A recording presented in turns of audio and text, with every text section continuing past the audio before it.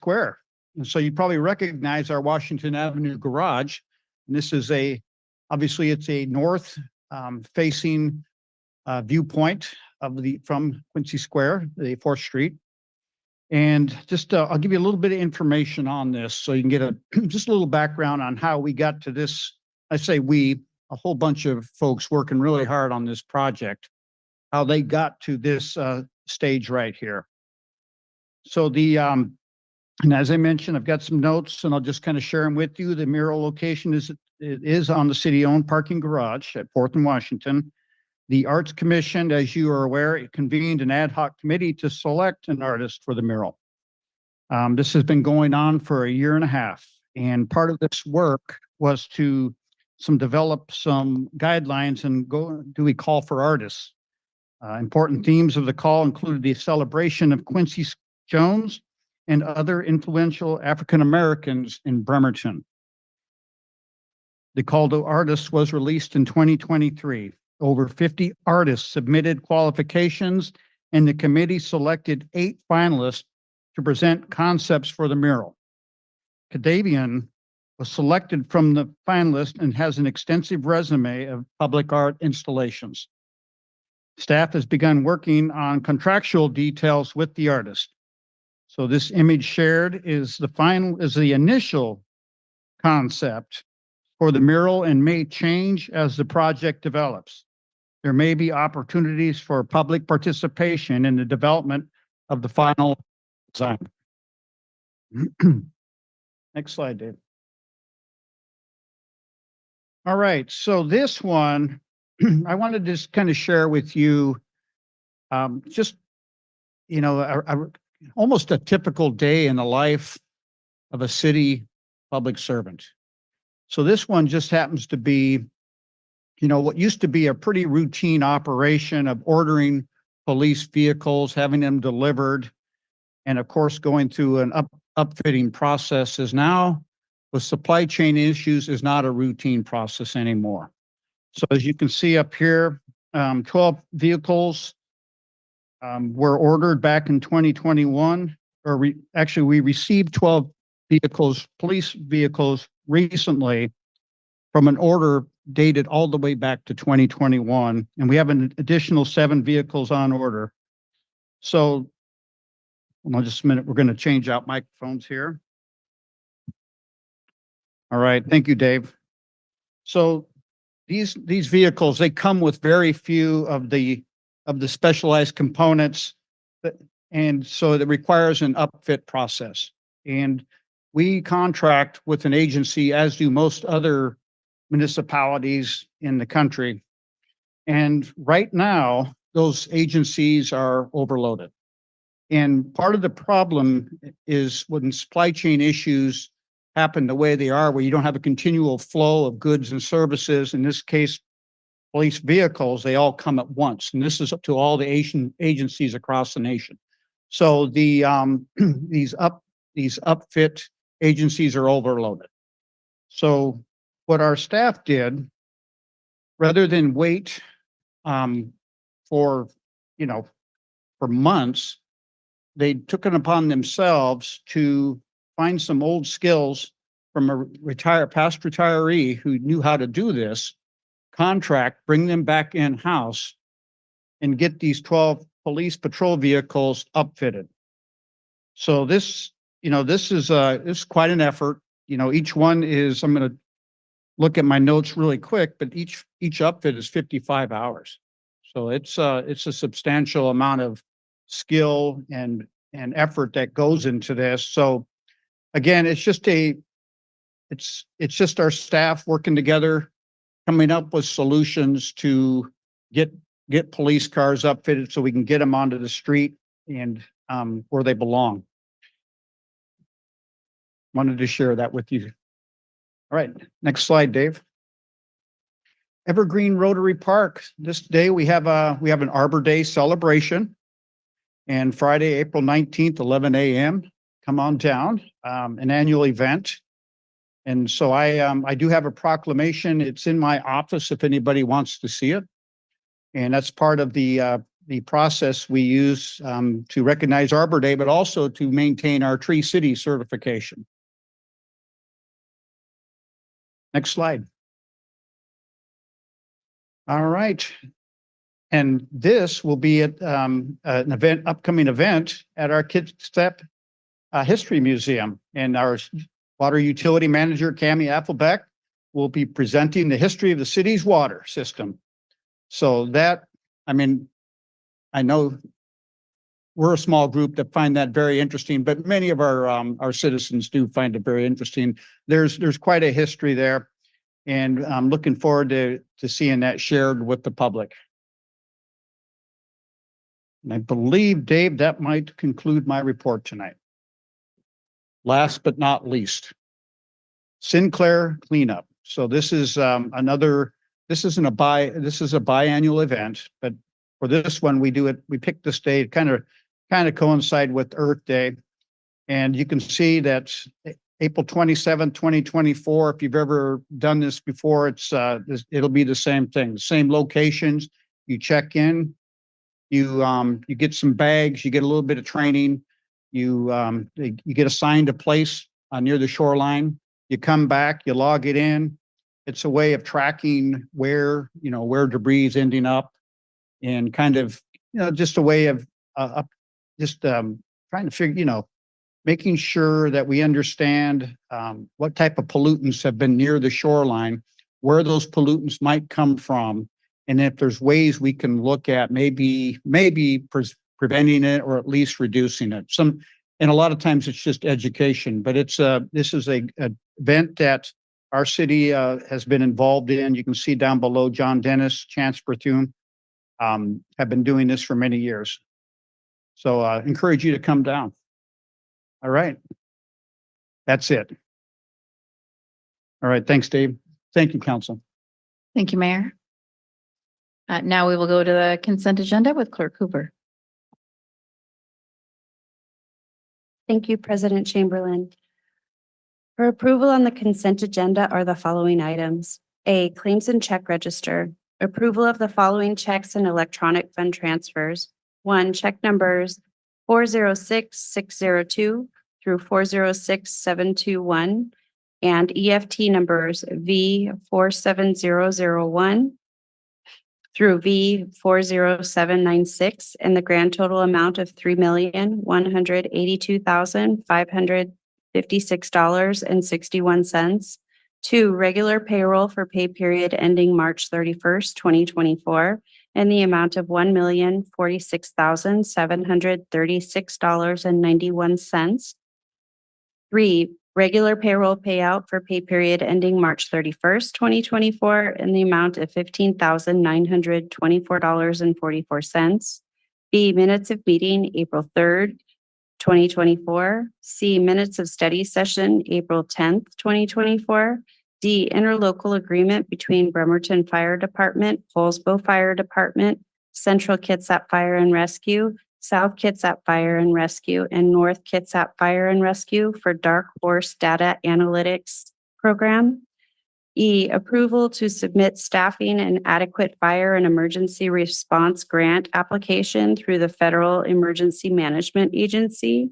And F, contract with SAK Construction LLC for the 2024 sewer rehabilitation project. This concludes the reading of the consent agenda. Thank you. Does any member of the public wish to comment on one of the items on the consent agenda?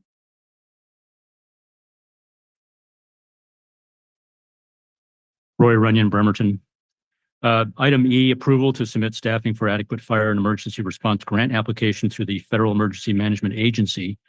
So I assume this is related to some of the other agenda items. The very limited information in the packet indicates that this will help hire 6 fire personnel. I'm assuming for 1 year. I'm assuming it's an annual grant. But once they're hired, if the EMS levy doesn't pass, do we fire them, or do we find other funding sources to support those firefighters?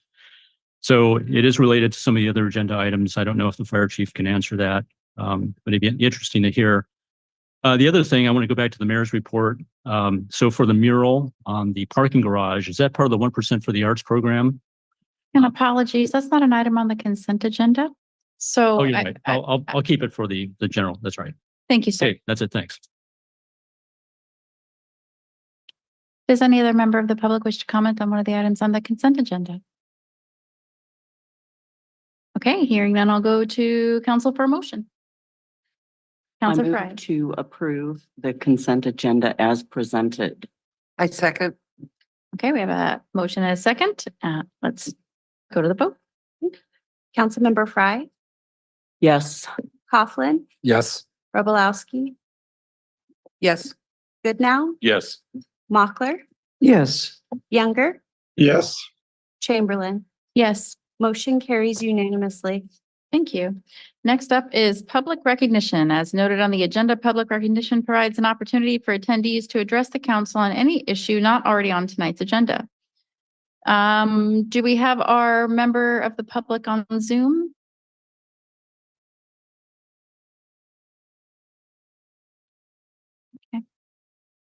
Okay, and we'll wait till before we close to check in again to see if they were able to log on. This is also a reminder that it is election season. And so please refrain from any endorsements for or comments about candidates or ballot measures.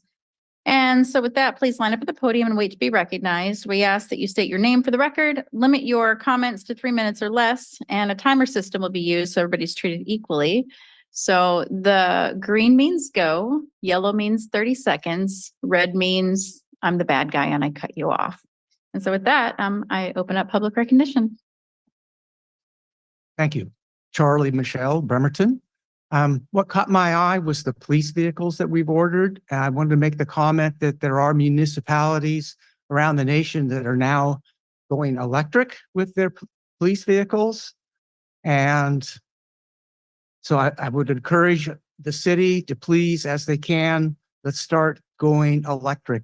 You know, with the climate crisis, we've got to stop burning stuff like gasoline and go electric. And there's wonderful programs out there, PSC's Up and Go program. They'll put in a DC fast charger at the police station for you so they can be run both day and night. Thank you. Thank you.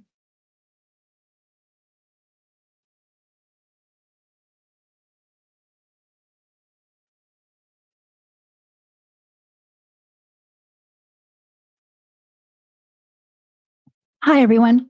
My name is Carolyn Stein. I'm the Executive Director for the Washington State Science and Engineering Fair. And I just wanted to give a big shout out to Bremerton because we rocked just about 2 weeks ago, April 5 and 6 at the Bremerton High School. We had the 67th annual Washington State Science and Engineering Fair. Thank you so much to our Mayor Wheeler for being our keynote speaker both days and our welcoming. We really appreciate that. I know that we had some council as judges. Anna Mockler, you were there judging. Appreciate that. And I'm just saying that it was a great time. Just so you're aware, our lodging tax is put to good use. We have these awesome little UBS drivers. Of course, they have the International Space Station because that was our theme this year. But everyone went home with that. And on the back, it says Bremerton, Washington. And our buses, I have pictures now, is because I do a lot of talking. But now I can show a picture sometimes is worth 1,000 words. And I have pictures of buses lined up with students excited getting off. And you haven't heard anything until you've seen a busload of students come from Yakima that all do the big growl, the bear as they come off.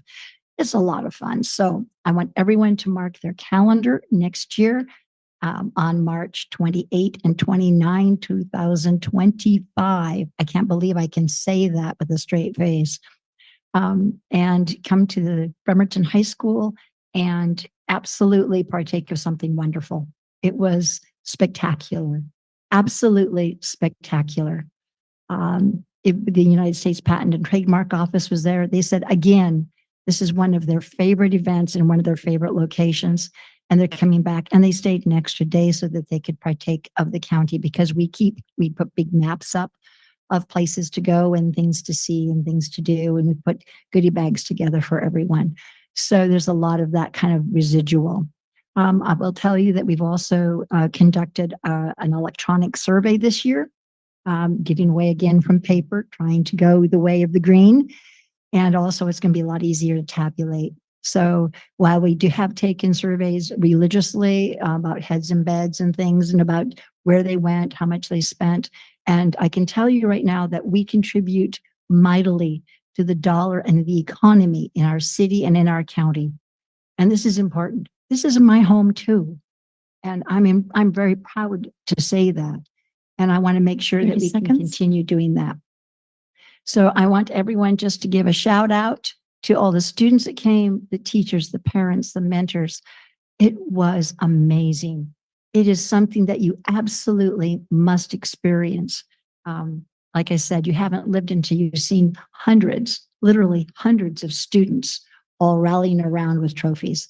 Appreciate your time, Washington State Science you, and Ms. Engineering Stein. Fair. Thank you.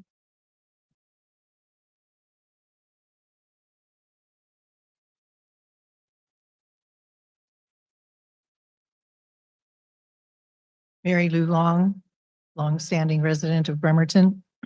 And I'd like to say that I would hope that the council will stand up and honor our flag, even if they don't say the Pledge of Allegiance within their MO so far. But I'm here once again to try to educate and encourage the city council to appreciate our flag and what it stands for, and to institute it as the opening to our city council meetings, our formal public meetings. With that, if you'd like to stand and join me in the Pledge of Allegiance. I pledge allegiance to the flag of the United States of America and to the republic for which it stands, one nation, under God, indivisible, with liberty and justice for all. I'd also like to read the preamble to our Constitution, which our flag encompasses or represents. We, the people of the United States, in order to form a more perfect union, establish justice, ensure domestic tranquility, provide for the common defense, promote the general welfare, and secure the blessings of liberty to ourselves and our posterity. We do ordain and establish this Constitution for the United States of America. I hope that you can consider those words carefully and see where we stand as a nation today. There are people that are in our streets calling to have death to America. I, for one, believe America is good. I believe America should sustain itself. I do not believe in calling for death to America. I think those people are wrong.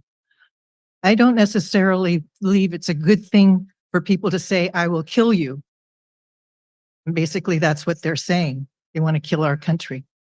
Death to America. They're protesters and they're wrong. And they shouldn't really be doing that. How we stop that, I'm not sure. Deportation might be a great idea. If they don't want to live here, they should be removed. There's an awful lot of things going on in my neighborhood. Drugs are still a problem on a couple of properties on Finney Bay Drive, East Finney Bay Drive. And I see cars coming and going, stopping and making deals at a particular place, which has been notified 30 by seconds. several neighbors in the past. And I believe the police department's kind of watching it, but I think we need to do something about it. The man that owns the property has actually extracted himself from the property and is now probably under the care of a social worker. Thank you. Thank you.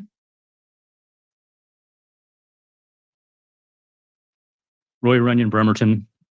I want to go back to the mayor's comments regarding Quincy Square and the artist selection. Is the artist a local artist? Is he a Bremerton artist? Is he a Kitsap County artist, a state of Washington artist?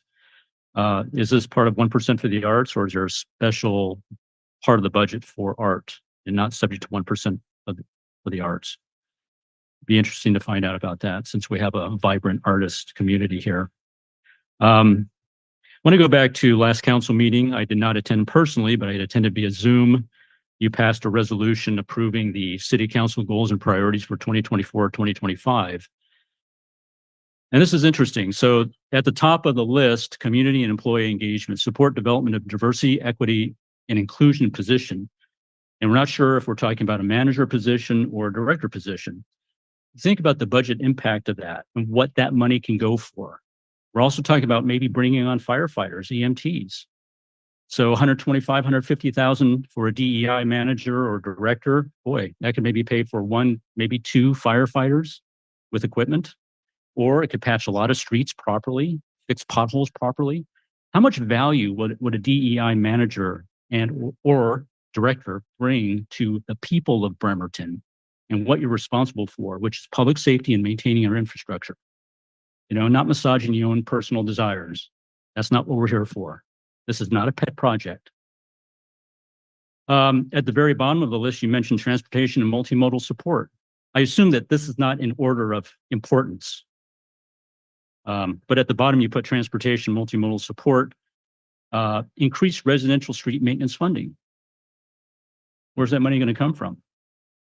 You want to spend money on a DEI manager? And it appears you're less interested in street maintenance funding. So if you don't fund street maintenance, you're not serious about maintaining a city. Pretty clear. Housing equity. How about taxpayer equity? As a property owner, I've been fortunate.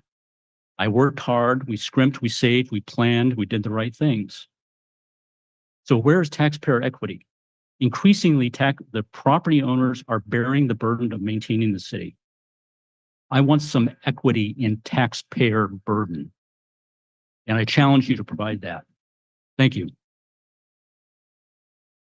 Thank you.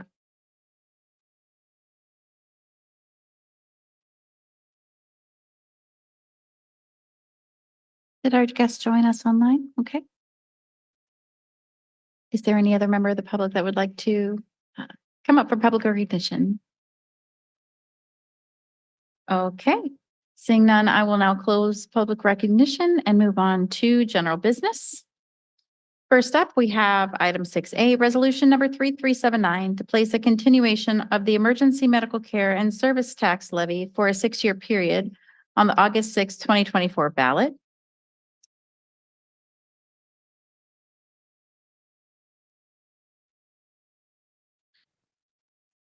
Good evening, council. Thank you for this opportunity. Yes, fire department would like permission to put the EMS levy on the August 6th, 2024 ballot for renewal. This is a 6-year levy that has to be renewed every 6 years to maintain it. Currently, the levy is at 37 cents. We're asking to renew it at 50 cents per thousand, roughly a $39 increase on a $300,000 house. This will help continue our EMS services. This is about $2.2 million of the fire department budget, and it helps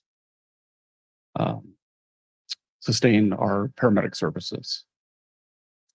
With this levy, we would be able to hire 5 additional firefighters and firefighter paramedics, which will help staff additional units and lower some of our response times and help with our call volume. Any questions? Thank you, Chief Begani. I slipped into study session mode and I took the thunder away from Clerk Hoover. So apologies for that. Does any member of the public wish to comment on this item?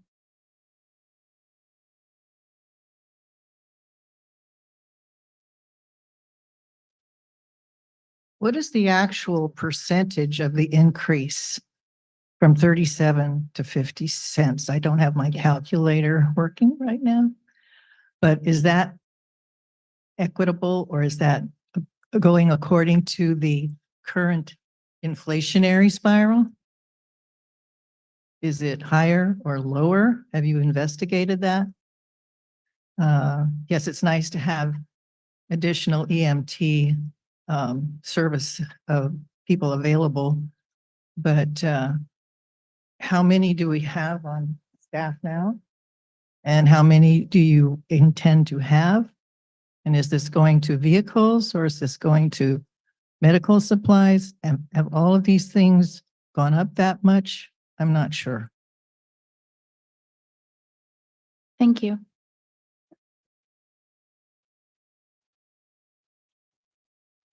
Roy Runyon, Bremerton, taxpayer equity. So the property owners will bear the burden of this. I mean, this is just one tax, remember, so the school bond and levies were passed, so there's another one. So those of you who own property, maybe your own house that you're struggling to afford to pay for, will feel the burden. Where's the equity? So I've got some questions, Greg, the mayor, would come up and talk about all the new building permits and all the new construction, all the development happening in Bremerton. And that was supposed to increase our tax base. We were supposed to increase the tax revenue into the city of Bremerton. So I guess the question I have, the finance director is here, maybe he can answer this. So this $2.2 million, I'm assuming that is our current year budgeted revenue from the existing levy, assuming that the rate stays the same at 37 cents per thousand. I'm assuming that. But has all this development actually helped us? And what has been the impact of the multifamily property tax abatement program, which I supported when I was on the council? I know other council members have questioned that and whether or not that is fair. Have we actually benefited from that? Has anybody done an analysis? We have a finance director. Maybe he can answer this. I don't know. So I really questioned this. I would support renewal at 37 cents. Would I support renewal at 50 cents? I'm not sure. I'm going to get my pencil ready to write that statement for the voter pamphlet so people can really think about this and consider this in addition to all the other additional tax increases that the property owners are going to bear. So I encourage you to vote against this resolution until you get those questions that I posed to you, have the analysis done, so we could see where that additional tax revenue is. I'm sure you've asked those basic questions. The finance director, whoever's on the finance committee, I mean, have those questions been answered? Have you asked those questions?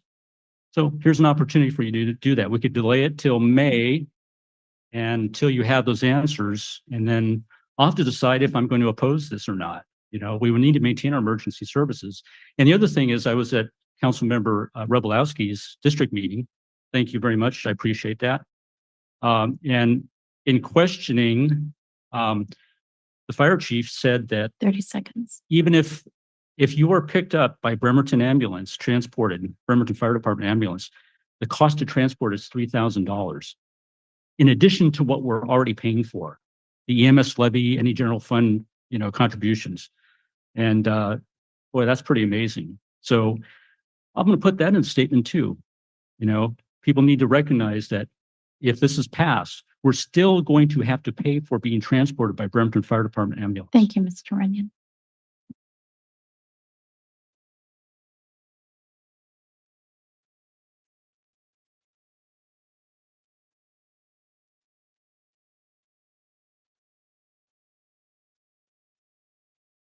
Am I ready? Angie, I'm a citizen of Bremerton Let's and pause her clock really quick. We just, let's lower it for you there and so that we can hear you better and for public records, Okay. yeah.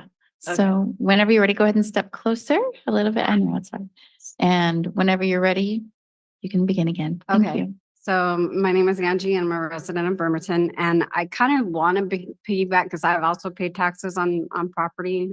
So my parents, and I do agree that the 50% raise or the 50% is kind of huge. And I, as an advocate for low income families, and also myself trying to find housing for me, it is kind of hard because I have to look at certain things too, because if I try to have a house and I try to buy my own house, I'm also going to have to look into this and pay the taxes as well. It's not that I have a problem paying the taxes, but I've also been transported from Bremerton Medical Fire Department, no offense, because I've been accident prone. I'll be the first to admit that. But I feel that we need to be able to say what hospitals we want to go to instead of having to go to CHI. But I also see Olympic ambulance out here at the same time when I'm walking around. So it's like, is it taxpayers' money going to Bremerton or is it going to Olympic ambulance at the same time? Because there's two different ambulance companies out here and it's like, where's the money going? And I'm not here to disagree, but I also believe that if we're going to have more ambulance of EMT out here, we need more patrol out here at the same time. My house has been broken into. I've had things stolen. And where I live, there's crime left and right, and I don't feel safe in my housing at all. So where I'm looking is to move is if I feel safe for me and mine. I thought it was a safe area, but it's not. I just personally would like to see if we're gonna up the increase on medical, why can't we have an increase also on patrol out here? So thank you. Thank you.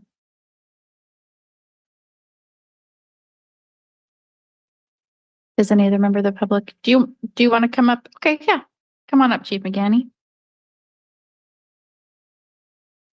So on this, one thing I would like to clarify is we're renewing it back, asking to renew it back to 50 cents. The original EMS levy was at 50 cents.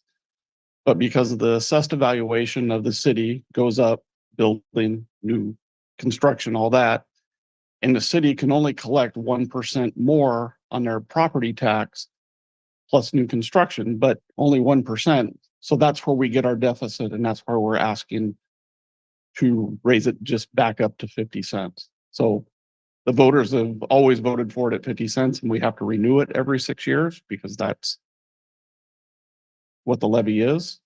And that's where the gap is because we aren't able to collect more than 1% on our property taxes.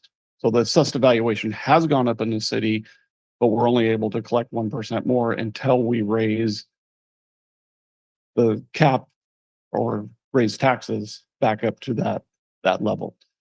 And the other question, Olympic Ambulance is a private ambulance company. Taxpayer dollars does not go to support Olympic Ambulance. They do our basic life support transports because we do not have enough staff to transport both ALS, which is advanced life support, and BLS, which is basic life support. We don't have the staff to do it. They transport about 3,000 people for us, and we would always be gone if that. And remember, we aren't just EMTs and paramedics, we're also firefighters. So all our staff are trained to either EMT or paramedic level. So we respond to both fires and EMS calls. Thank you. Thank you, Chief McGanny. Just pausing to make sure we don't have any other public recognition, public comment on this item. Okay. All right, I'll go ahead and close public comment and go to council for a motion. Councilor Fry. As Chair of the Public Safety Committee, I move that we approve resolution number 3379 to place a continuation of the emergency medical care and service tax levy for a 6-year period on the August 6th, 2024 ballot. Is there a second? I second. Thank you. Okay, we have a motion and a second. So, council, let's discuss. Councilor Fry.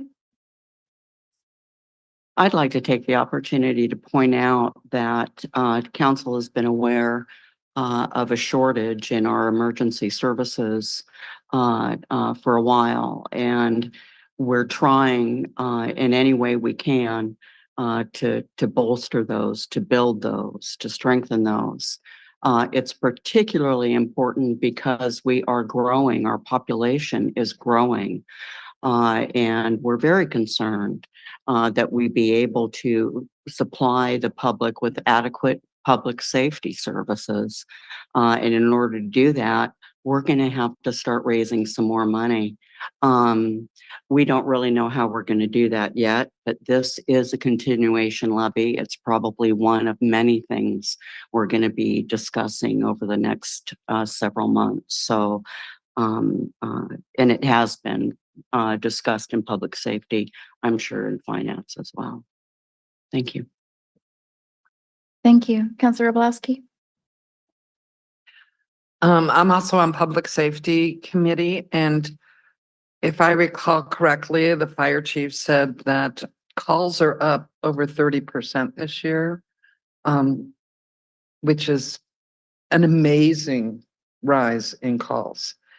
And Chief, I would like you to give a little bit of explanation to the question Mr. Runyon brought up about the levy and the grant, because the grant is not for 6 people. It's to make a sixth EMS personnel available if I understand it correctly.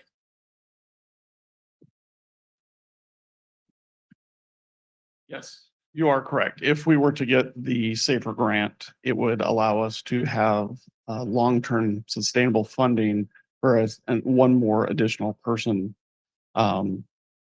We've had some discussions. Otherwise, if we get the grant, it is a 3-year grant. It's not a 1-year grant. And the grant is fully funded. And this is the first year that they've actually fully funded it. We used to have to, over the 3-year period, we'd cover 25% the first year, 25% the second year, and then we would have to cover 35% the following year. So this is 100% of those 6 people.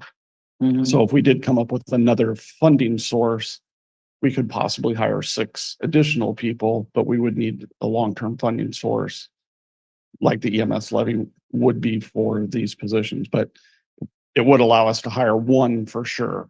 Okay, thank you for but- that clarification. Thank you. I want to make sure everybody understood that.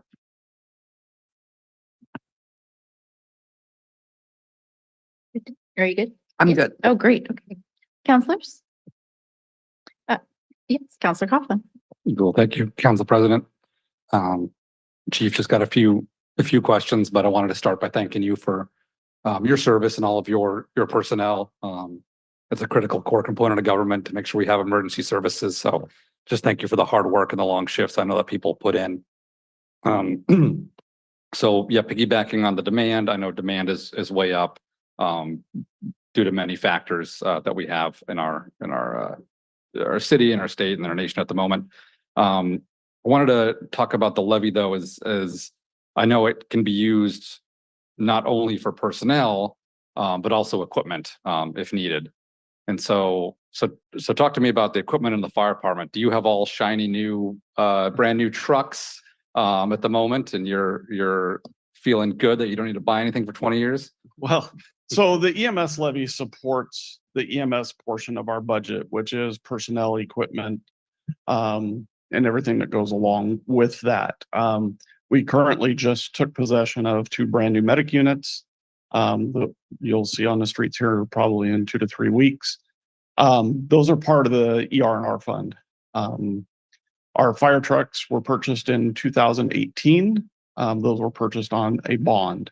That bond will run out they'll be paid for in 2025, and then we'll have to start that. So the EMS levy is not going to pay for fire trucks. The EMS levy needs to be used for emergency medical services, but it does pay for equipment, can be used for ambulances and things like that. But our ambulances are part of the ER&R fund, which they're on about a 4-year replacement, 4 to 5 years. So, But I'm guessing, there's much needed equipment that our first responders still need, right?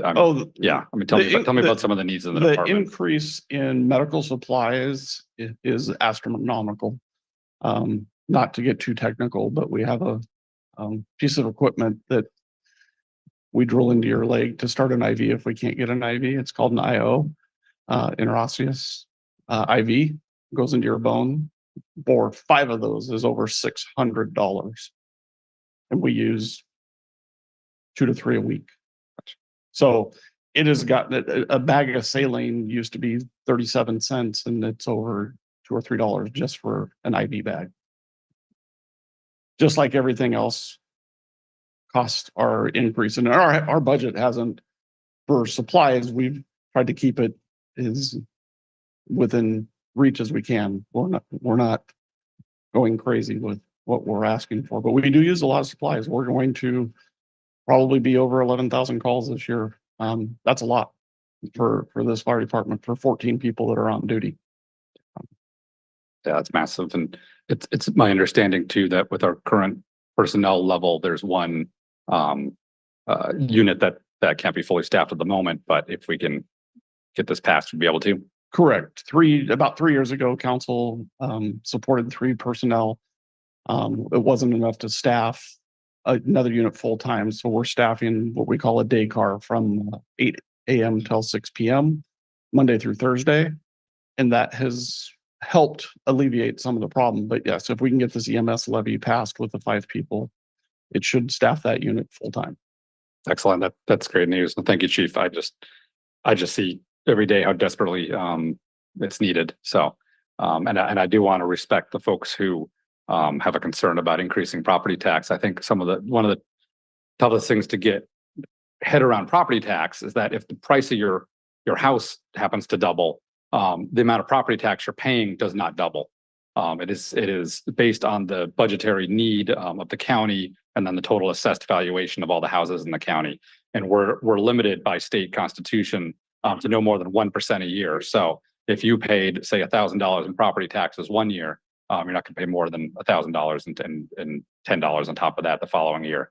So that was a much discussion in the legislature, depending on certain circumstances. But so that was a topic of discussion in the legislature this year of increasing that cap, and it didn't get increased. So yeah, so I just want to make sure folks are aware of that. Our costs are going up more than 1% a year. Yeah, cities in general have struggled where we basically cannot raise more than 1% a year in total costs without certain special circumstances. And so it is a struggle with inflation as it's been to keep up with those costs as a city and as a county. So, but anyway, thank you, Chief, for the information. That's all I got. Vice President Mockler. Thanks, Council President. Thank you, Chief. I'm Chief McGanney introduced me to an app called Pulse Point, where you can look at minute by minute as it's happening, how many calls are being made on the Bremerton Fire Department. The technical name for how many of those are EMS is really big. It's a very high proportion, and I recommend looking at it. I'm very happy that we have the opportunity to support this, and all of the information that the chief has given us and the questioning at Public Safety and at Councilor Rebelowski's town hall have really reinforced me, at least, in the feeling that I really, really am glad that we get to put this on the ballot. And I'm just going to say again that I think it's important to underline that most of this money will go for hiring people. Thank you again. Thank you. I don't see, no, okay. That's Councilor Good now. Just kind of piggybacking on what Anna said. So this is going to a vote, so we're not approving it tonight. But I think, you know, there's reasons that the state has set the 1%. There's reasons that it only lasts for 6 years. It's so it can be continuously reviewed. But we all know that, you know, what we had, you know, the dollar we had 6 years ago doesn't go as far for any of us, for the city or for the residents. So it's always a tough decision. But ultimately, when we pick up the phone and dial, 911, we want that response. So, and this is what we need to do and really what we're doing here is we're restoring it back to the 50 cents as it's kind of worked its way back down. So anyways. Thank you. Okay. So I just want to make kind of like Chief McGanney, are you still available to answer some questions? But why'd you even sit down? You knew you would be. No, it's kind of a, you know, I think for us, it's a slam dunk because we recognize the importance, I mean, and the necessity that you have for not only equipment and resources, but the people, the manpower.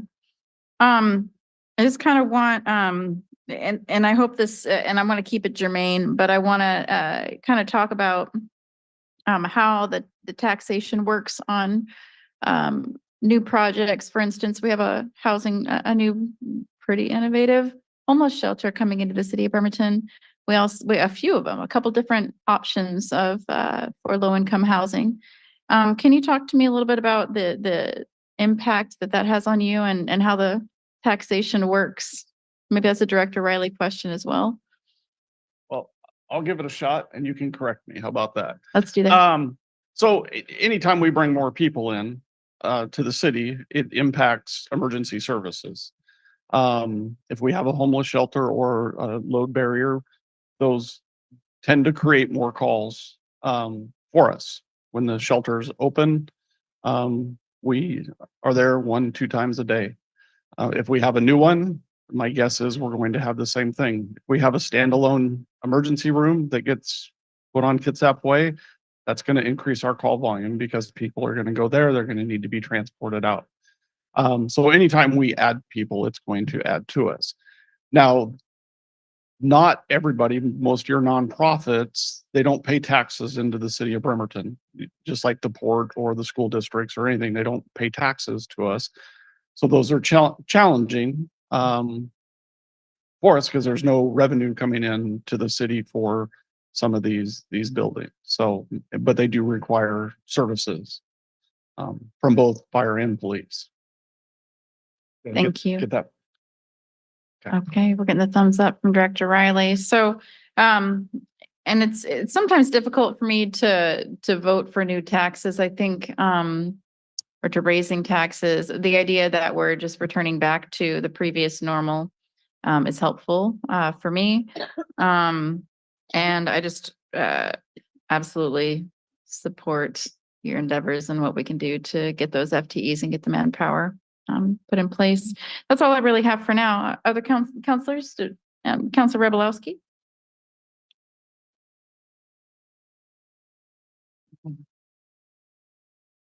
Well, this isn't a question for you. This is a clarification, I think. My property taxes have gone up much more than 1% a year. The value of my house, even though I didn't do anything to it, has more than doubled in the past 5 years. So I am paying more. But I think taxes are the price we pay to live in a civilized society. And I certainly don't have a problem with some of the nonprofits who are helping a wide variety of people to not pay taxes. So I expect that I have to contribute more. But I don't want my property taxes have gone up way more than 1%. That's what I'm trying to say. And I think most people who are paying taxes in the city are. We have a setup right now for developers where, I think one of them is going to start paying taxes next year. So hopefully soon we'll start increasing the tax base with that. And hopefully that helps you. But I fully, I want you to put this on. I think 50 cents is fair. I'll pay it, and good luck to you. Thanks. Thank you. Counselor Coughlin? Thank you. Just a quick one. I think it might be worth a deep dive at some point on county property tax because it can get quite complicated how it's all distributed. Well, just last question for you, Chief, was can you describe the impact? We've been talking about if this goes on the ballot and if it passes, being able to hire a couple extra additional folks that are sorely needed. But can you tell me the impact that if we don't put this on the ballot, or if we put it on and it doesn't pass, the impact that would have to your staffing? So we're running it a year early. So if it goes on, it doesn't pass this year, we can put it on next year. If it expires and it doesn't pass in 2025, it'll be roughly a $2.2 million hit to our budget, which would be about 16 FTEs. What does that mean in terms of ability to provide service to folks? Well, it would, I mean, depending on how between you and the mayor, what services, but it would definitely affect our ability to provide advanced life support like we do now. Perfect. There are civil service rules if we were how to lay off, so it would go from the bottom up, but we wouldn't have as many paramedics as we do now. So it would be challenging. It would be challenging to provide any service in that case. Thank you. I'll I'll say the words, folks may lose their lives if we don't have the emergency response needed to respond to all these calls. So thank you, Chief. That's it. Thank you, Council President. Thank you. Any other counselors? Okay. And then online, no questions, correct? Okay. All right. So seeing no further discussion, let's vote on this item. Councilmember Coughlin, Yes. Rebelowski, Yes. Goodnow, Yes. Mochler, Yes. Younger, Yes. Fry, Yes. Chamberlain. Yes. Motion carries unanimously. Next on the agenda is resolution number 3380 to endorse the Warren Avenue Bridge Multimodal Project Preferred Design Alternative. Presenter is Public Works and Utilities Director Nucky. Good evening, council. We've had a lot of discussion about this, but I want to just do a real brief recap. Last August, council adopted Alternative X, a 12-foot shared use pathway on one side of the bridge, 8 foot on the other. A couple months after that, WashDOT did a field test, provided that information to our consultant. They took that information, updated a memo, identified updated costs and feasibility of alternatives. And from that information, we found that Alternative X exceeded the budget. And so we have an alternative that council considered last Wednesday and has identified as a new preferred alternative that's within budget. The construction cost is actually $2.5 million under budget. And the resolution that's being considered by council for adoption tonight would select the alternative 7, which is 12-foot shared use path on one side, 5-foot on the other, as the new preferred alternative. There's also some language in that resolution that identifies that any available excess funding from construction would be expended on immediate off-bridge improvements to improve connections of the shared use pathways on the bridge to the existing network. I'm happy to answer any questions. Thank you. Does any member of the public wish to comment on this item?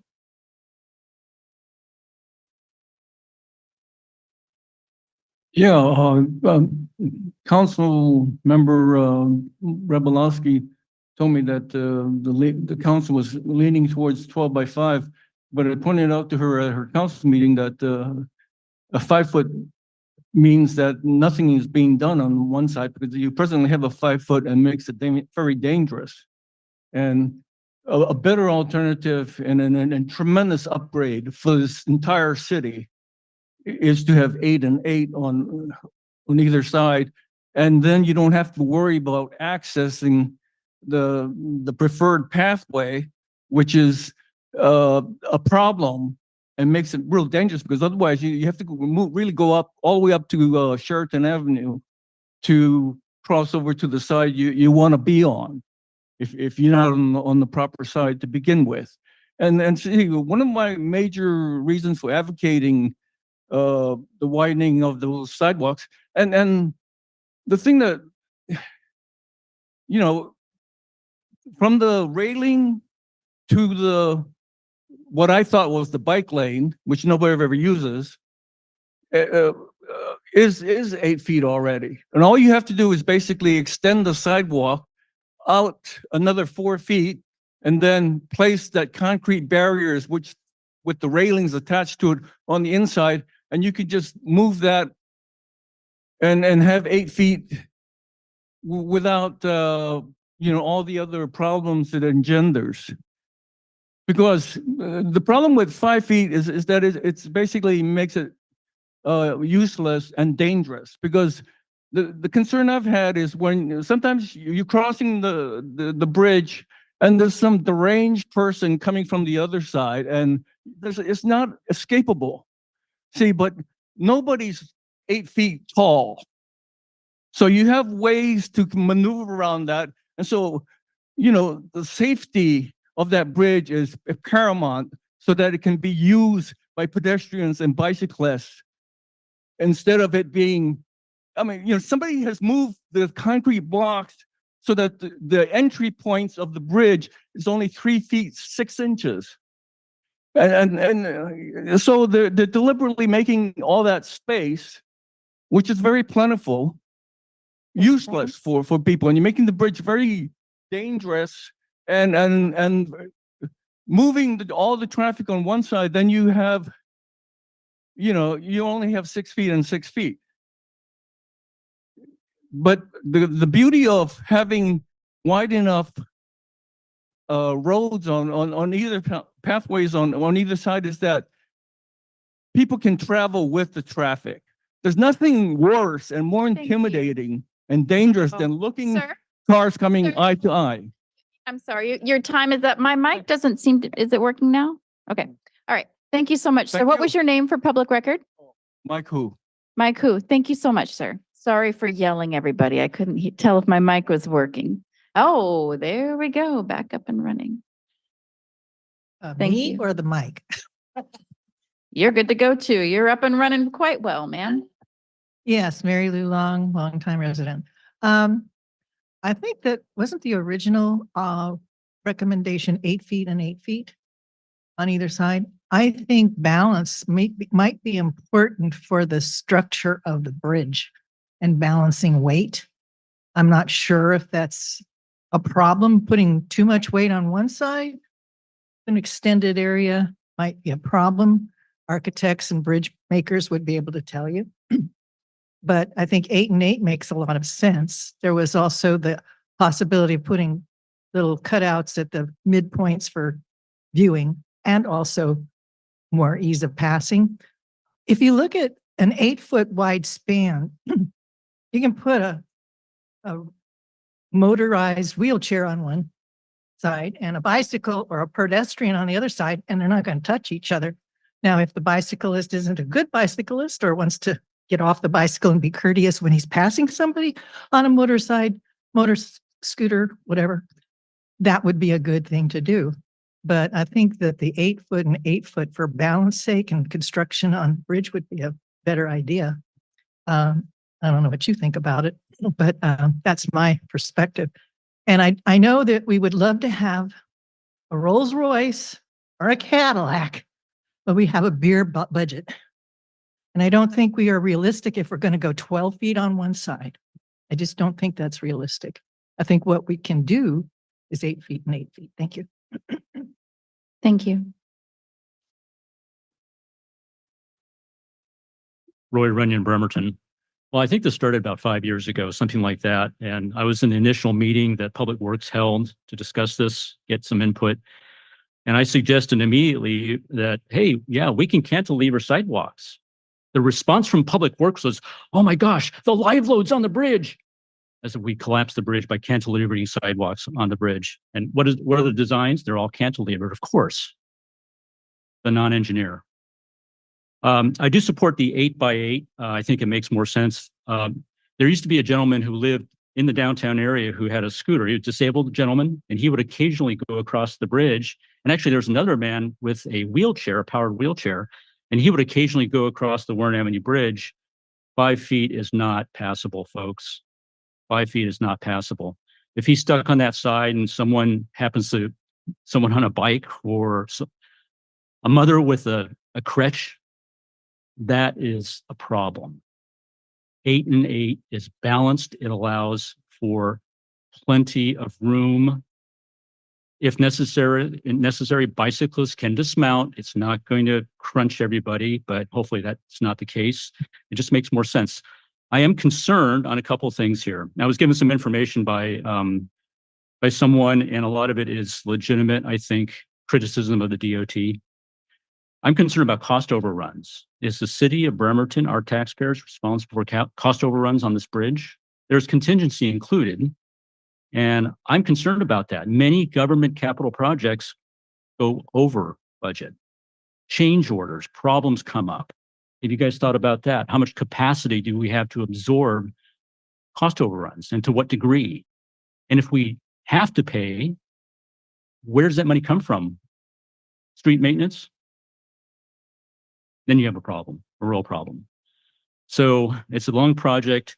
It is a state bridge. The state owns the bridge. They should be bringing it up to standard, the state taxpayers. So yeah, a lot of issues. The other thing I saw in design, I'm not sure, but it looks like the state wants to actually beef up the bridge by putting trusses under the bridge in lieu of angled struts to support the cantilever sidewalk. The bridge is structurally deficient. Sounds 30 like the seconds. state may want to actually beef up the bridge, which I have no problem with. And I would spend every dollar of transportation capital money in beefing up our critical bridges. We need those bridges. They're, for public safety, for commerce, for everything else. But so the 8x8 option, I think, makes a lot more sense. And hopefully someone can answer the question about cost overruns, where our capacity is to sustain those. Thanks.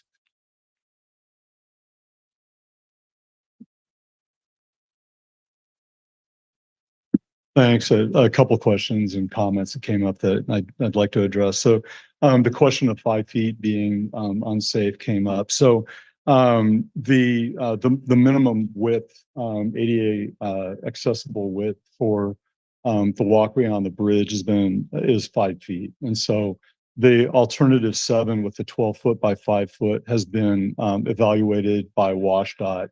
It's fully ADA accessible on both sides. It's minimum on the one side, granted, but it is fully ADA accessible on both sides. They specifically accepted that configuration and you're right, it is their bridge. The question came up, is there an issue with balance, weight? Is there a structural concern? So we underwent with our consultant and bridge consultants and coordination with WashDOT bridge consultants, a feasibility analysis, and they evaluated the structural feasibility specifically of a variety of alternatives, and the 12 by 5 alternative is absolutely feasible. It's been confirmed through the preliminary design. The question came up about cost overrun concerns. One of the the reason that the council's considering alternative 7 is because it's well within budget. It's actually, there's $2.5 million between our construction budget and our current cost estimate as it now exists.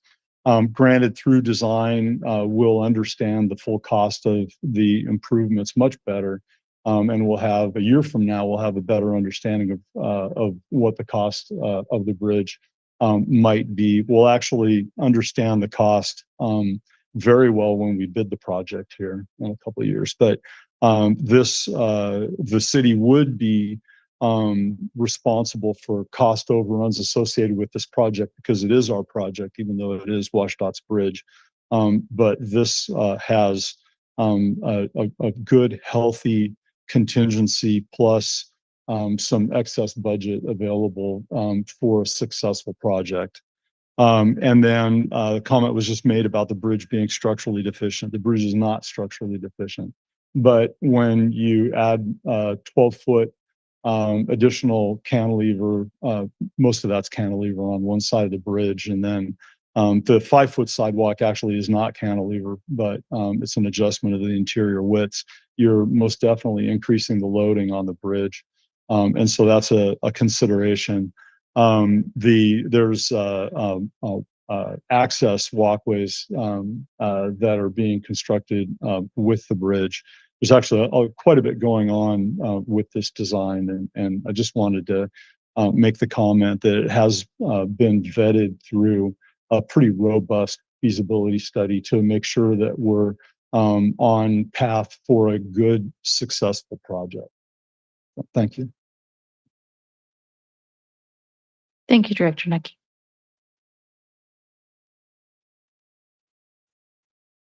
This is for tall people tonight. I'm Diane Iverson, resident of Bremerton and a former member of the Warren Avenue Bridge Stakeholders Committee, which started in March of 2021. Thank you, council, for your support of a 12-foot path on the east side of the Warren Avenue Bridge. You understand the safety issues for walkers, for cyclists, and people who use wheelchairs. You have fought the good fight against WashDOT's mandate of 8x8 sidewalk improvements because the community weighed in and said in their survey, nothing less than 12 feet should be built. Sacrificing the safety of some of us is not a wise investment. That is what WashDOT's 8x8 mandate would have done. Thank you also goes to the community for the incredible support for advancing safer streets for all of us. This bridge design will put Bremerton on the map as a more livable city that encourages all of us to walk, bike, and roll.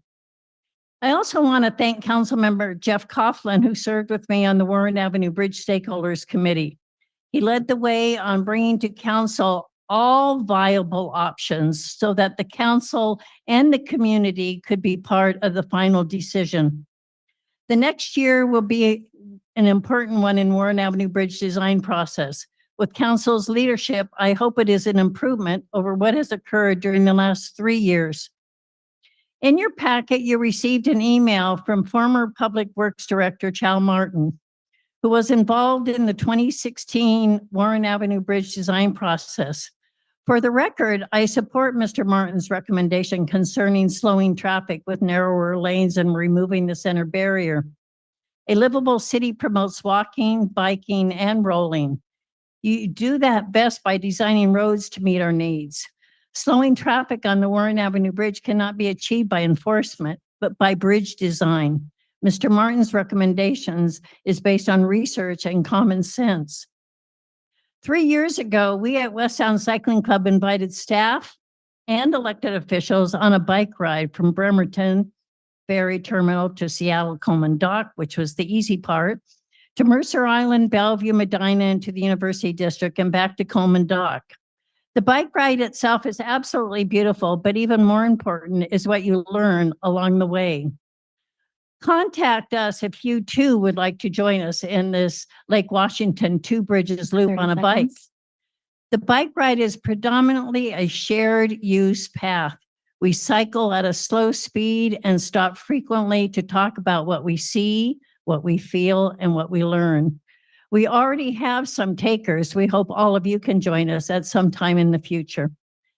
Again, thank you for supporting 12-foot on the east side of the Warren Avenue Bridge. Thank you, Ms. Iverson.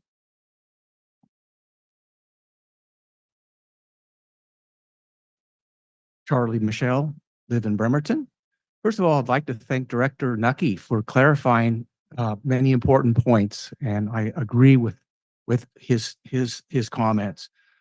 From my perspective, please, 12 feet on the east side. Just, yeah. So, and then hopefully we'll have some money left over for connectors as well. Having ridden the route that Diane Iverson was just describing, and you're going downhill on a shared use path, you quickly realize how something like 8 feet just doesn't feel comfortable. And our Warren Avenue Bridge does slope downhill. So I'm really looking forward to having that extra width, that 12 feet for safety. I also support former Director Martin's comment about narrowing the traffic lanes to 10.5 feet. When you have a wide lane, it feels like a freeway and people drive that way. If you start narrowing things down, take 4th Street and 5th Street, for example, it just feels more comfortable to go slow. So I think we should look hard at that. I believe Kitsap Transit endorsed 10.5 feet a number of years ago.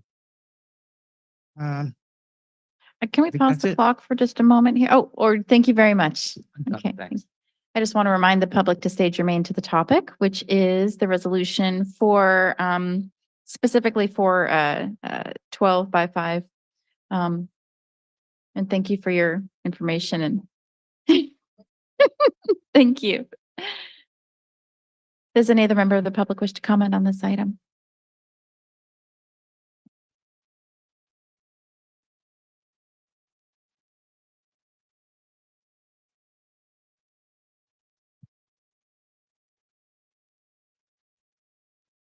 Hi, Angie. I'm Angie, and I'm not from Bremerton, but I'm a resident of Bremerton right now.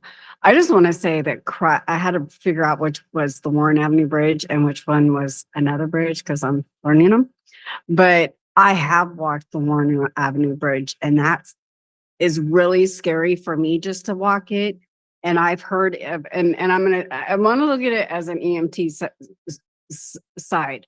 If somebody's going to commit, please don't think I'm crazy right now, but if somebody's going to sit here and possibly have a threat of suicide, what is the likelihood of, if we're going to expand it, can we also expand wide and up? I'm not saying it's doable. I'm not saying, but I've noted, I have heard of people jumping off bridges like we all have, or attempted. But I just want to say that I know that I have tried to walk that, and I like my bubble. I don't know about anybody else, but I have a bubble, and if it's busted, I get mad. And it does scare me because I have somebody coming at me. I don't know. And as somebody who's been assaulted, I don't know if I have to pull up and protect myself. I've got nowhere to go except for over the bridge. That's probably not going to happen, but it could. Not saying it would, but I'm just saying that if we're able to expand, which would be grateful if it isn't Washington Bridge, I don't know, but I'm from the city of Tacoma, and I've noticed the Narrows Bridge is doable and walkable to go across, and it would be nice to see a bridge really accessible for everybody. I mean, I have ridden a scooter across that bridge. It was fun, but it was scary at the same time because I was minimal size, small. And then at the same time walking it, I'm going to self-disclose something, but I have been suicidal at one point. And it's been tempted, but please don't use this against me right now. But those are the thought process of, I'm telling myself, don't do this. But there's no barriers to really stop. And there are bridges around this Washington state that are tall enough to where you're trying to save a human being's life.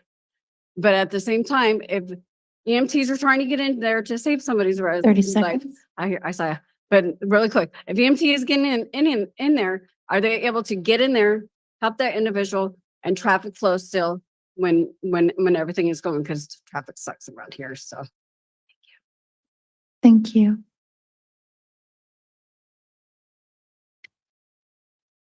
Nothing online. Okay. Any other member of the public wish to comment on this item? Okay, seeing none, I will go to council for a motion. Let me think here. Counselor Coughlin. Thanks, Council President. I move to adopt resolution number 3380, endorsing the City of Bremerton Warren Avenue Bridge multimodal project preferred design alternative. I second. Okay, we have a motion and a second. Counselor Coughlin, will you lead us off in this discussion? Sounds great. Thanks, Council President. I just want to start by saying a big thank you to everyone in this room, everyone not in this room. It's been a long road and a lot of effort. We got more ahead of us. But I want to start by thanking the mayor. Mayor, I know you went down, I think it was 2018 to ask for this initial seed money to get the design kicked off. I think we, signed the contract started 2019. So huge appreciation for prioritizing this project and coming back to the city with that money. And then a big thanks to the Move Ahead Washington bill. They got the $25 million for construction, and the mayor and council and staff are working with our partners in the legislature to bring home that large amount of money for this project. And just a huge amount of thanks to the staff and Public Works for working on this. I think it's one of the largest projects we've had in a long time. We're now at almost $27 million budget. That's way bigger than a lot of the projects we do. And so it's been years now of stakeholder meetings and surveys and outreach and many council meetings. But I think it's been well deserved for a project of this scale. So I'm really appreciative that it's gotten the time and attention that it deserved. To one of the comments, yeah, my goal as a stakeholder in the committee was to just keep all viable options on the table to bring to council and get public feedback on. I can't I gotta say, it is unfortunate that some of the last minute changes we got in the past 6 months from WashDOT have required us to pick this new preferred alternative. But again, I'm really grateful to everyone here that we were able to take our time and do our due diligence and work with our legislatures and ask all those really hard questions about why are these catwalks needed here? What's going on with this equipment? Why these changes? Is this really needed? We dug into every detail, and I know I'm going to sleep good at night knowing I poked at every single detail I could have, and this council and staff did as well. So we did have a cost overrun, but one thing I'm really excited about is this option 12x5 really is the most fiscally responsible option. As Director Nucky said, it's the lowest cost in front of us total, but it's also the lowest cost per linear foot. So we're getting the most extra space on the bridge we can. The most bang for our buck. On that west side, we would increase from, I mean, it's barely 3 feet at points. So we're going to 5 feet. That's a significant increase over there. As mentioned, it's ADA accessible. It allows 2 people in wheelchairs to pass, or a wheelchair and a stroller. That does allow a good amount of pass. I've personally pushed strollers by other people on that width and less. It's doable. We will get new railing as part of the project. So that is fantastic. New rails that are up to safety recommendations.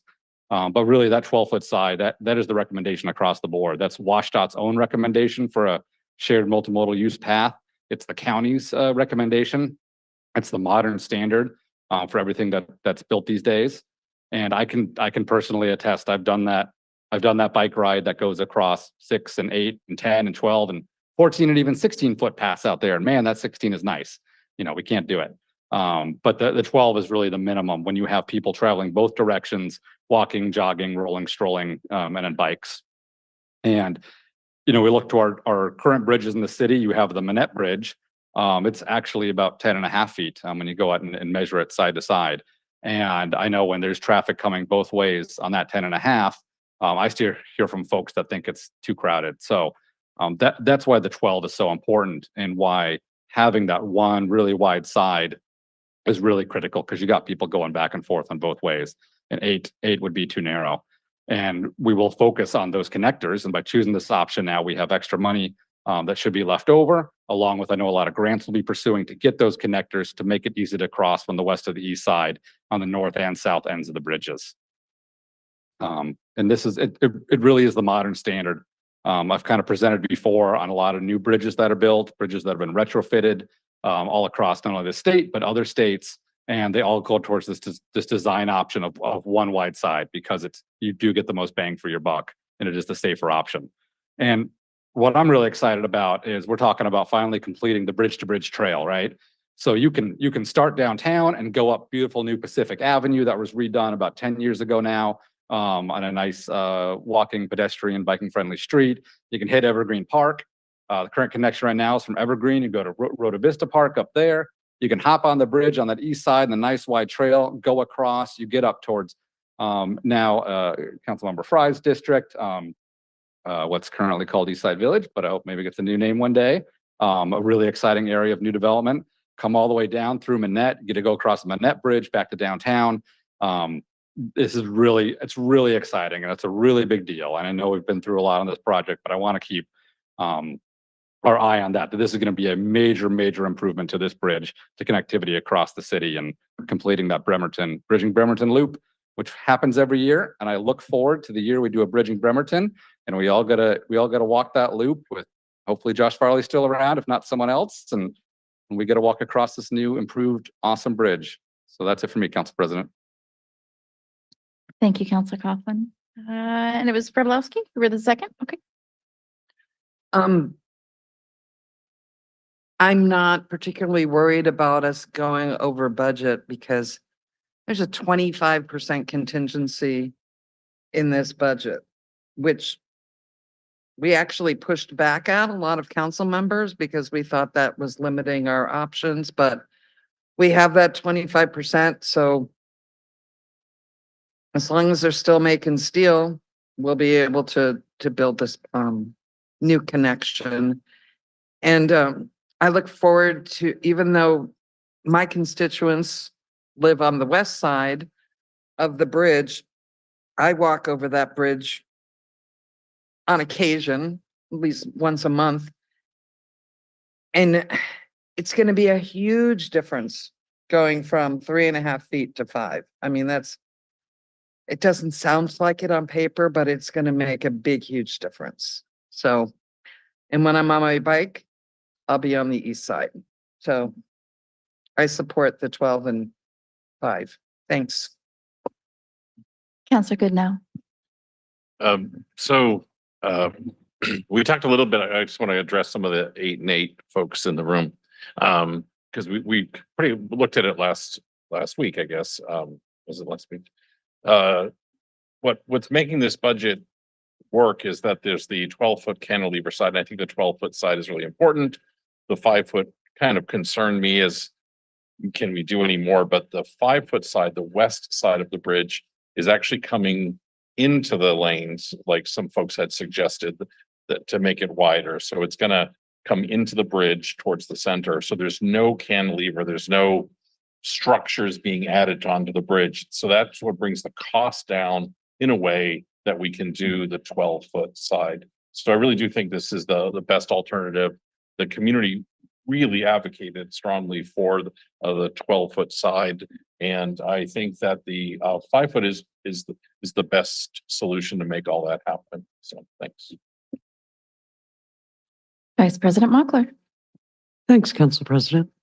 So from the time that Councilor Coughlin and I were accidentally permitted to attend a stakeholder meeting in March 2022, I have been following this bridge assiduously and participating in almost every discussion. I'm so appreciative of Councilor Coughlin's contribution. It's extensive. And I could talk for a long time and really not say anything more than it's extensive. I'm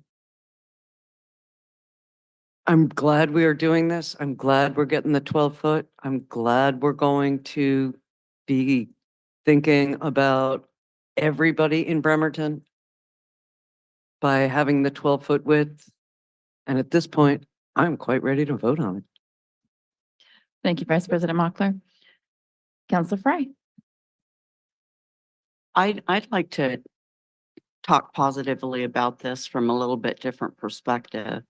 One of the things that I say a lot, and people remind me that I say it a lot, is trust the process.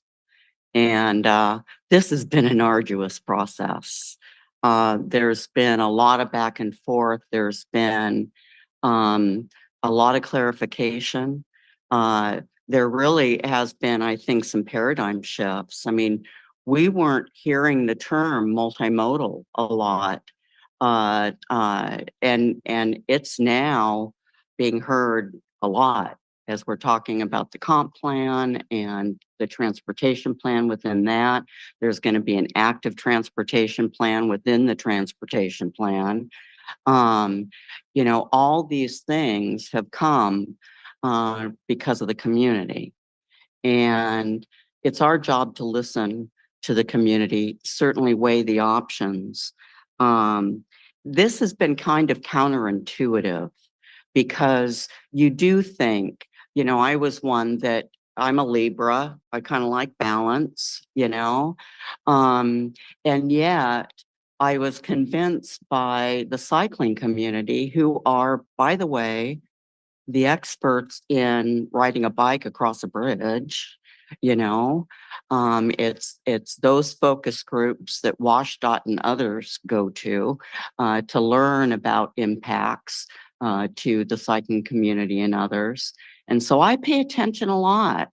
And when there's an advocacy group that has done as good of a job as West Sound Cycling around this bridge, Councilmember Coughlin, I've told you before how much I am appreciative of the deep dives that you have done, not only in this issue, but a lot of different ones. This one, though, was off the charts. There's no doubt in my mind we would not have had 12 without Jeff Coughlin and the West Sound Cycling Club. And my hat's off. I feel like celebrating with this. I can't wait. I want to see a mock-up. I want to see, when do we get the picture of what the bridge is going to look like from all sides? Because I think we need to start building excitement in the community now that the big fight is over. And I love our relationships. I mean, I think this has really built relationship between our public works staff, our community, and our council. It wasn't easy, but I think it really strengthened it.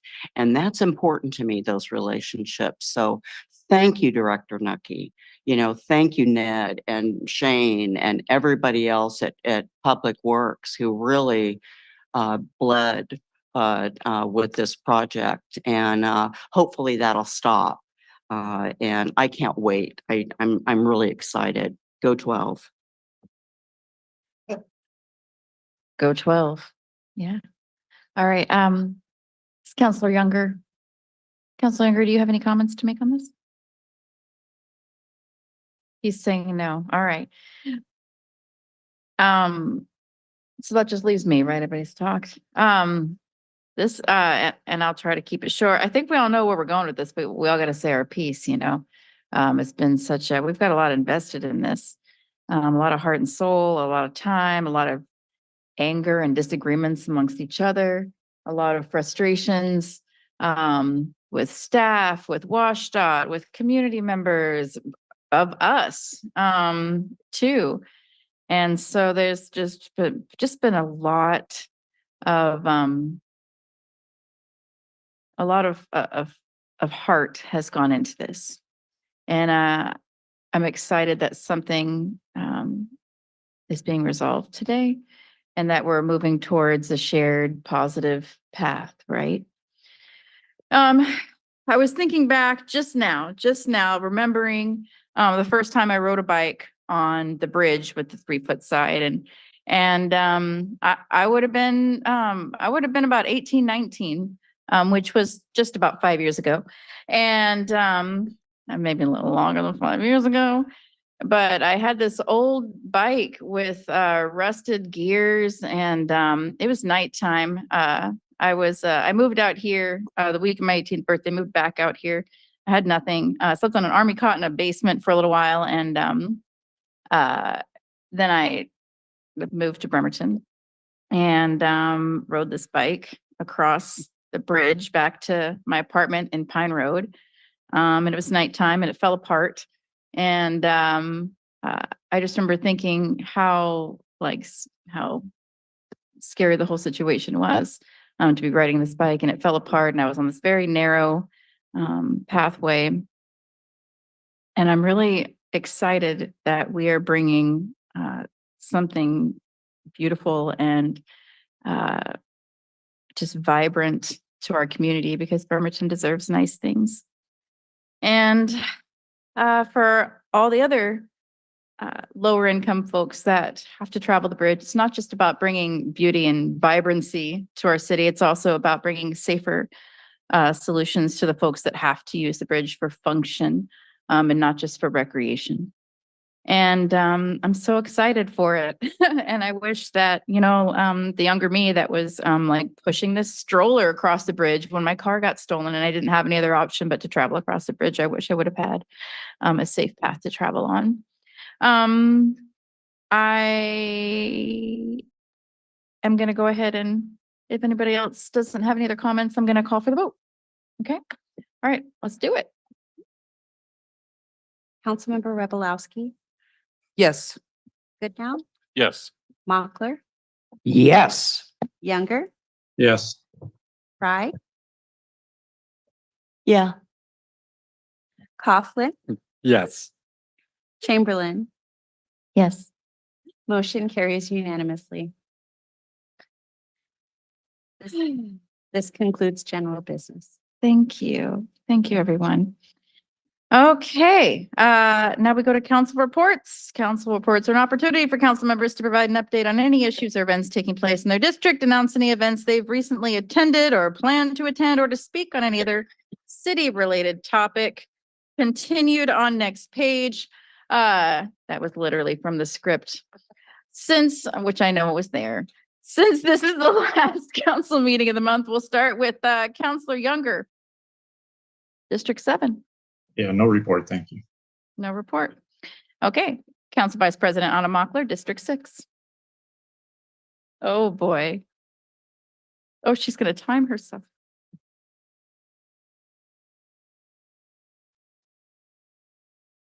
Which it works much better with the mic. Next slide, please. There we go. So I have these monthly town halls. The last one was 8th April, the next one is 13th May. Next slide, please. This gentleman all the way over to the right is Joe Crane of St. Vincent de Paul, who has just concluded his presentation of the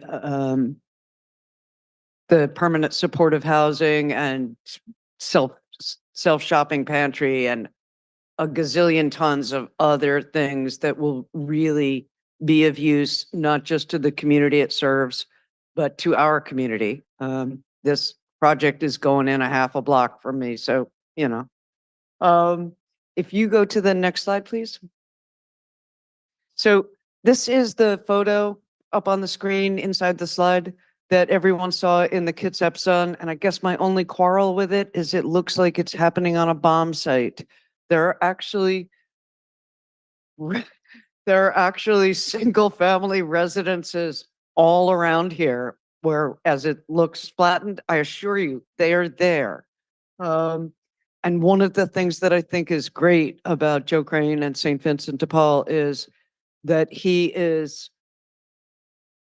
willing and eager and offering to meet with the community to hear their concerns and to discuss them as best he can. This is a pretty great setup. One of the things they're doing is they're partnering with OC to develop workforce housing where people will be able to stay in additional housing for a couple of years and take a trades course. Here's just a small example because I can't use my whole council report on this. But Joe was upset because one woman couldn't get into shelter because she had a pet. So he went out and he hooked up with Kitsap Humane and they're planning to do a small pilot thing where they could have the dogs of residents in a special place. And he's even figured out how to get 24-hour video monitoring. I know, right? So he's really paying attention. He will be presenting at Councilor Revelowski's town hall next month. Is that correct? Okay. And that's the first Thursday of the month, 5 to 6:30, Bremerton High School. All right. Enough advertising for Jane. Yeah. Snyder Avenue. I am very happy to announce that Snyder Avenue will be getting sidewalks from 15th to 19th. They'll be on one side only, but they're getting them. Yes. Yeah, that's it for the slides, please, Dave. Sorry. Thank you. So the science fair was truly enormously huge fun. It was just a wonderful thing to see kids from so many different backgrounds, not only excited about science, but excited about how science can help us achieve social justice. So, you know, two of the things that I love best were perfectly intersecting. And I got to see a 5'9" woman dressed from head to toe in white fencing gear with the single glove who was explaining the physics of how fencing affects your musculature. It was great. Oh, and I would just mention that to the privileged, equality feels like oppression. Since it's National Poetry Month, I have a poem. Hey, you, stop that. Sorry. I beg your pardon. Rudesby. How's your timer going? I have 4 minutes and 30 seconds and I'm going to. I grant you additional time for poetry. Okay. Well, there we go. Eccolo. She was going to take it This anyway. is a dignified classic poem in the best tradition of ancient Athens. It's by Sappho and it's called Harachos and Larikos.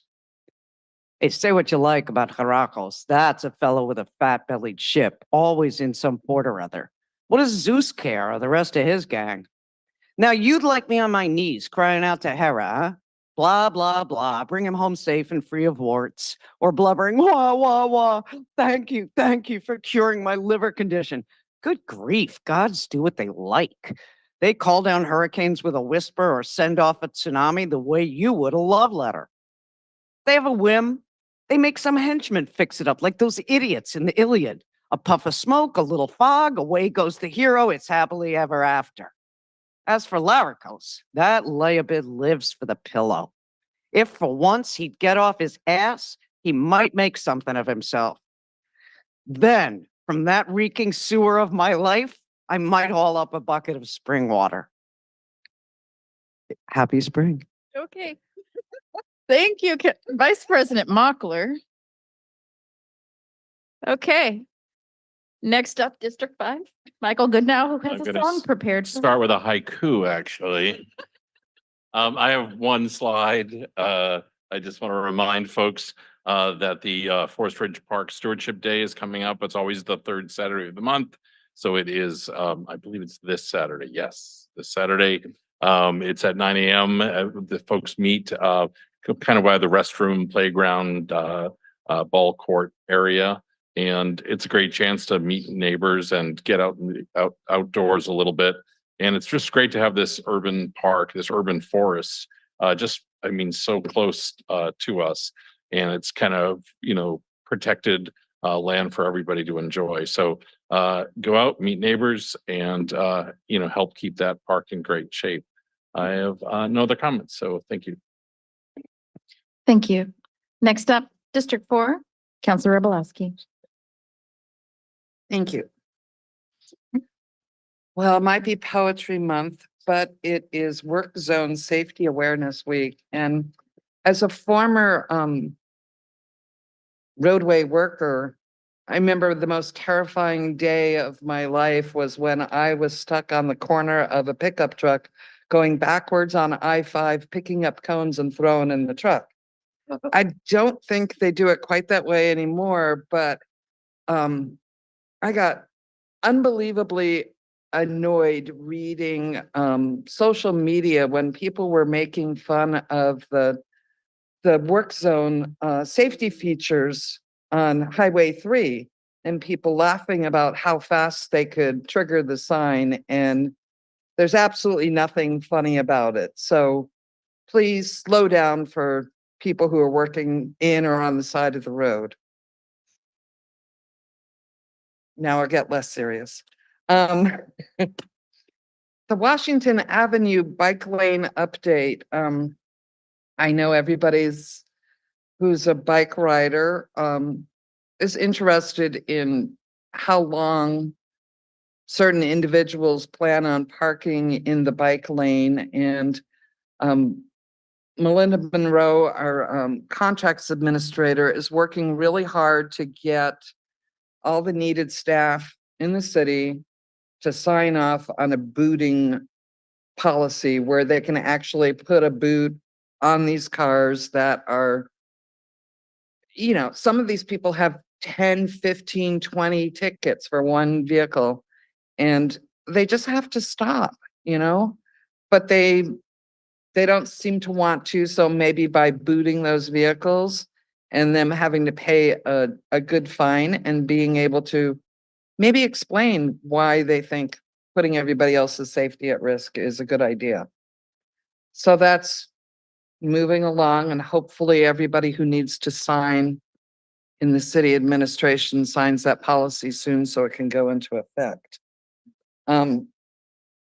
My next District 4 meeting, which everybody in the city is invited to come to, is on May 2nd.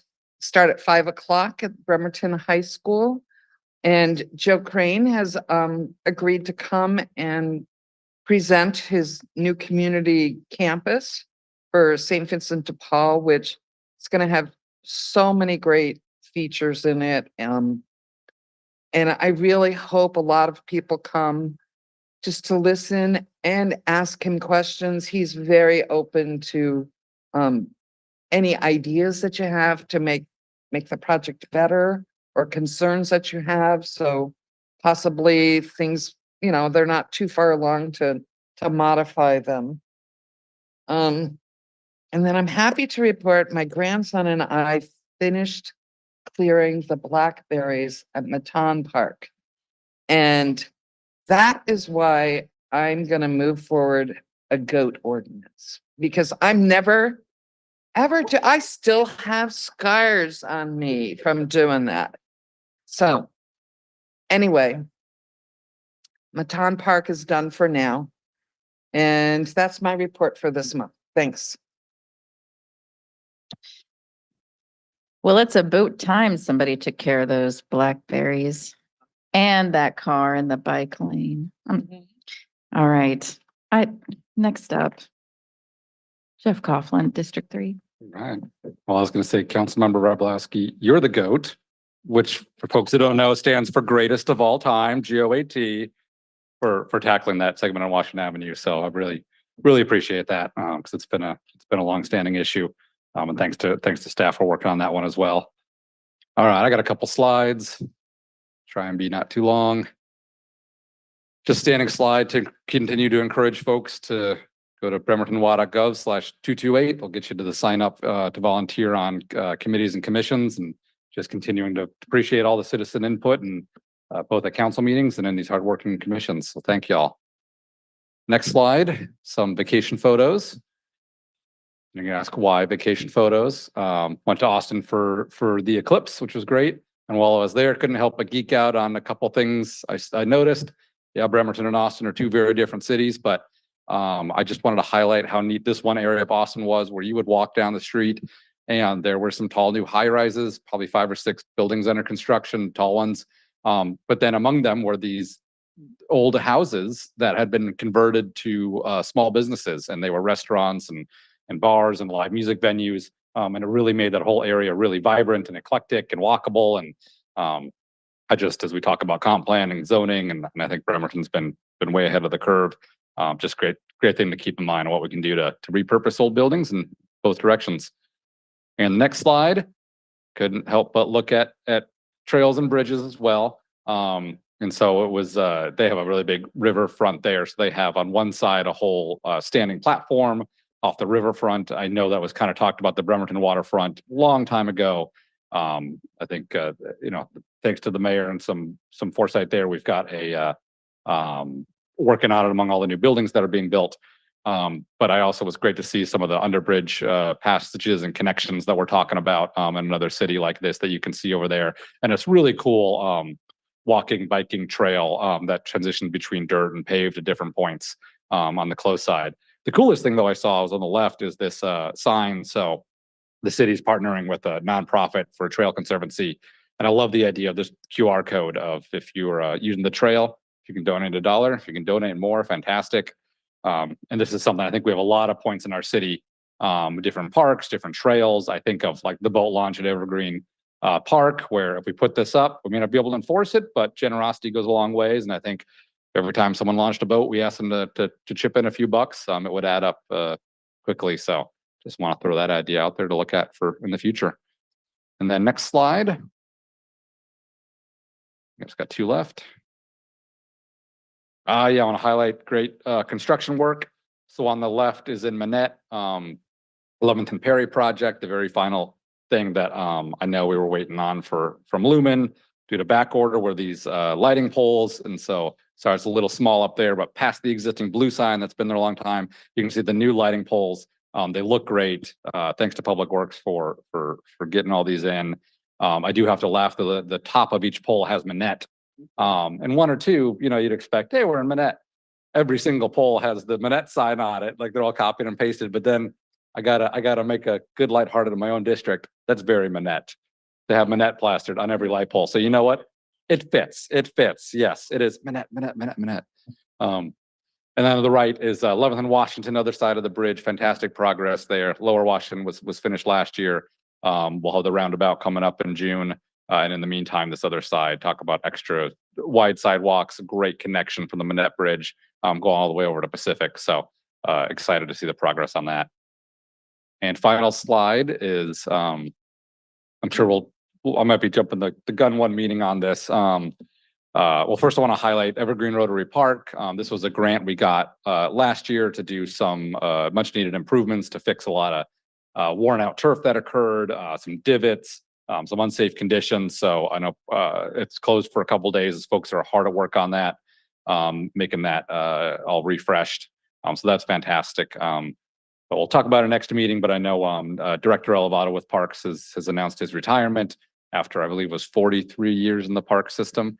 So just want to recognize his longstanding work and our fantastic park system in the city, and his just my thanks to him for his dedication. And that's it for my report. Thank you. Next up, Councilor Fry, District 2. Yeah, I have a few slides.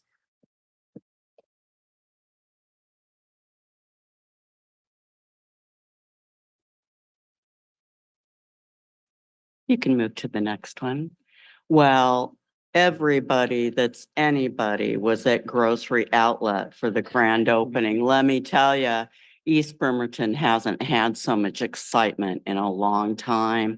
There were balloons, the mayor was there, and I ran into tons of people. So congratulations to the Tennysons, local Manette family, owned and operated Grocery Outlet, each one of their franchises. And so anyway, it was the who's who, definitely at Grocery Outlet. You know, you're in Bremerton when that makes the highlight reel.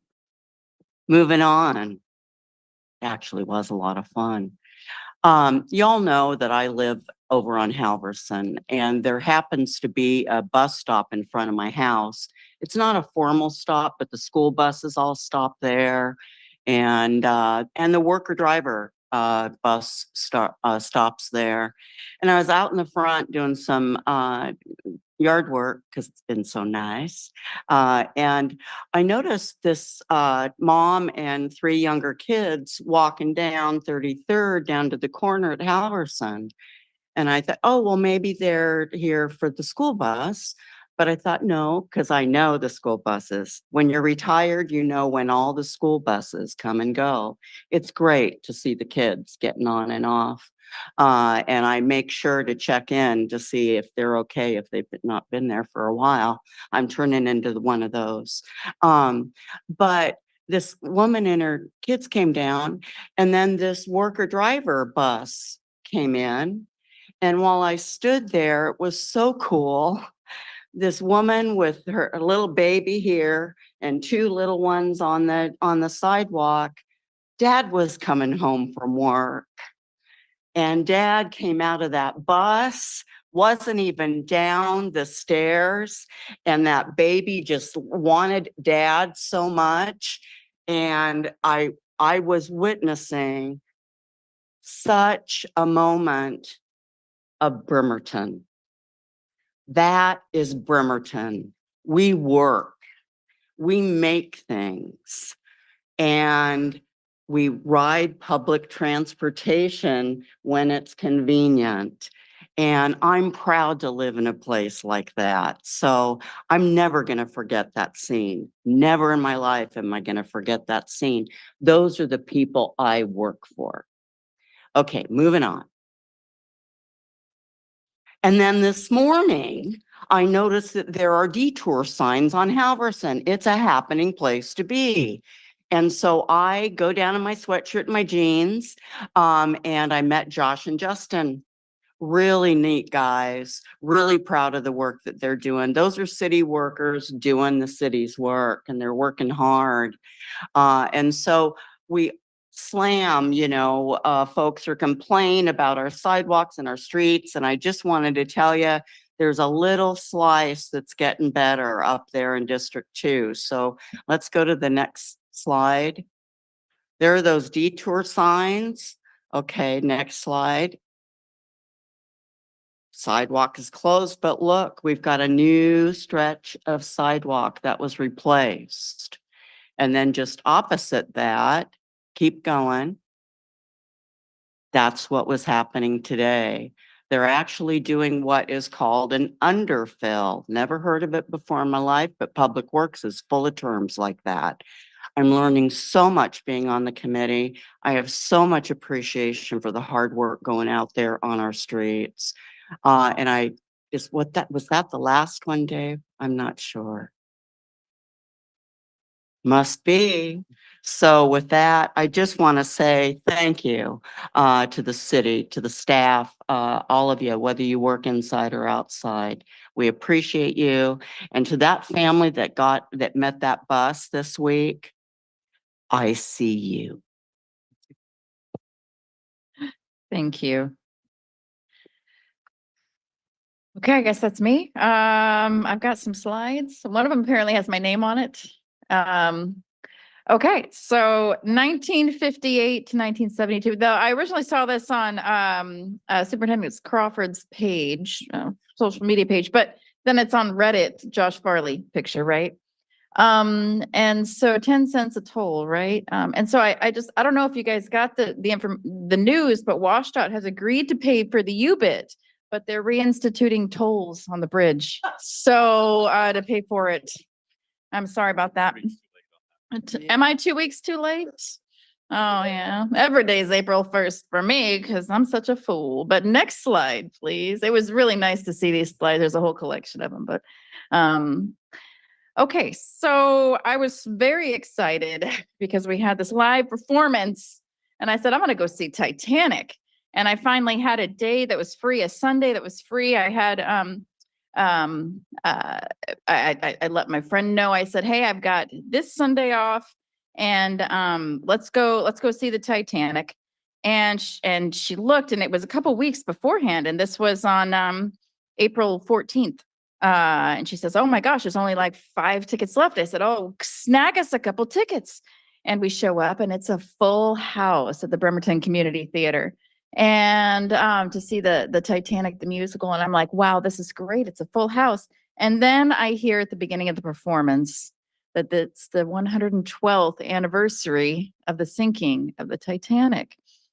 So very auspicious, on accident, showed up on the anniversary of that. But it was a wonderful performance. And I think that whole, what's moving about this story, I think to a lot of us is it's a lesson learned in errors of judgment by leaders and power plays. It's also illuminates just the devastating effects of class warfare and the immense loss of life, not of of all the folks, the immigrants and the folks that were stowaways, perhaps the working class. Those were the folks that died alongside of others who were of higher means, but less of them passed than working class and poor folks. So very wonderful performance of the Bremerton Community Theater. Next slide. Oh, the Warren Avenue Bridge cleanup is coming. Once again, so you got to show up early at Cafe Perfetto, not just for the donuts, but for the vests, because they go fast. This is a big crew of people. So you got to show up early, get a vest. They have all the materials there for you to take a bag out, a vest, and sometimes they've got the little grabbers and they have gloves, and it's a very safe environment to go do that, to go do a cleanup. They don't just do the Warren Avenue Bridge. They go all over the neighborhood. There's just too many of them to go on the bridge, so they have to spread out. And so Cafe Perfetto is, oh, good gracious, east-west side of it's across the street from SARS. And it's a little coffee stand that's over, and I call it, what is it, next to the old Black Angus, or the nobody knows what that is anymore, but we do, don't we?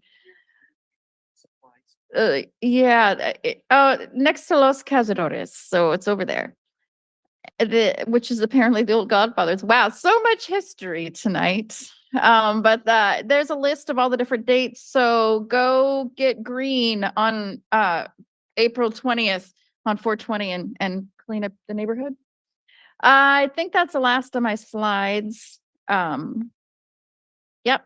And I just want to thank everybody. I am mostly impressed that almost nobody walked out except like a couple of staff members, and like the few folks that we have here are still here. So thank you for, maybe we're just getting funnier, y'all.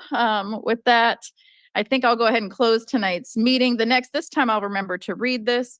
The next study session will be held on the 6th floor council conference room on Wednesday, April 24th, beginning at 5 p.m. with a remote option available by Zoom. This concludes tonight's regular council business, and this meeting is adjourned. See you next week.